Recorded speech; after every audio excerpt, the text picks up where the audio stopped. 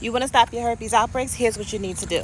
1, flush the body, detox, fast, get all those impurities and nastiness out of your body.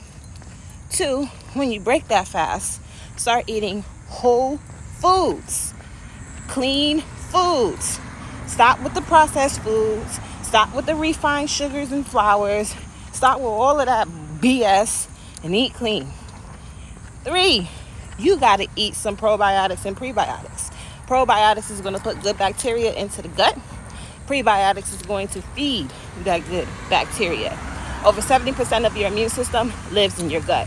When your immune system declines, you're then more susceptible to having a herpes outbreak. So you have to live a lifestyle that's in support of great gut health.